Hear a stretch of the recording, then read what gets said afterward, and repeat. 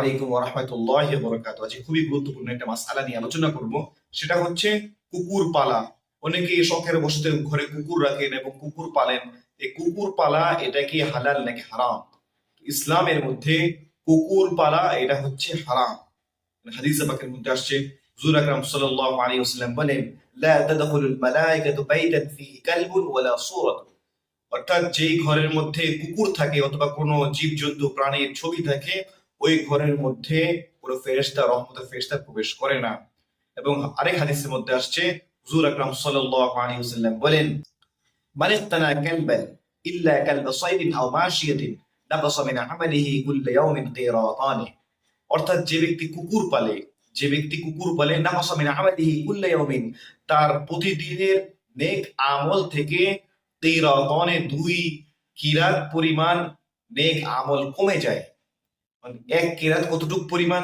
সাহাবায়ে কেরাম জিজ্ঞেস করলেন, ওমাল কিরাত, এক কিরাত কতটুকু? হুজুর বললেন, মিসলুল জাবালিল আযীমাইন, অর্থাৎ 2 পাহাড় পরিমাণ, 2 বিশাল পাহাড় পরিমাণ যেই নেক আমল, এই নেক আমল হচ্ছে এক কিরাত।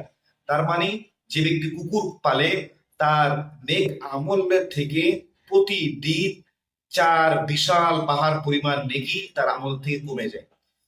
কিন্তু হাদিসের মধ্যে একটা জিনিস বলছে, ইল্লা কালবা সাইদিন আও মাশিয়াতিন, কিন্তু কুকুর পালতে পারবে যদি কুকুর পালার উদ্দেশ্য এটা হয় যে ঘর পাহারা দিবে অথবা ক্ষেত পাহারা দিবে, ফসল পাহারা দিবে, এই জন্য কুকুর পালা জায়েজ। অথবা শিকারের জন্য অথবা নিজের আত্মরক্ষার জন্য যদি কুকুর পালা হয়, কেন এই কুকুর পালা এটা কি হবে? জায়েজ হবে। কোরআনের মধ্যে আল্লাহ তাআলা আসহাবে কাহফের কথা উল্লেখ করেছেন, সূরা কাহফের মধ্যে আসছে, ওয়াতাহসাবুহুম আইকাযাম ওয়া হুম রুকুদ ওয়া নুকাল্লিবুহুম যাতাল ইয়ামিন ওয়া যাতাশ শিমাল ওয়াকালবুহুম মানে আসহাবে কাহফের কুকুর, ওয়াকালবুহুম বাসিতুন যিরাইহি বিল ওয়াসিল। আসহাবে কাহফের কুকুর এই তাদের গুহার মুখের সামনে 2 পা প্রসারিত করে শুয়েছিল। কুকুরটা এই জায়গায় পাহারার ক্ষেত্রে ব্যবহার হয়েছে, পাহারা দেওয়ার ক্ষেত্রে ব্যবহার হয়েছে।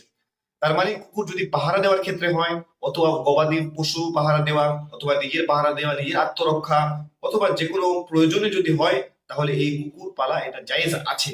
কিন্তু প্রয়োজন ছাড়া যদি শখের বশতে অথবা এমনি যদি কুকুর পালা হয়, এটা সম্পূর্ণ হারাম হবে। এবং আরেক হাদিসের মধ্যে আসছে, হুজুর আকরাম সাল্লাল্লাহু আলাইহি ওয়াসাল্লাম বলেন, ইযা ওয়ালাগাল কালবু ফি ইনাই আহাদিকুম ফালইয়াগসিলহু সাবআ মাররাতিন।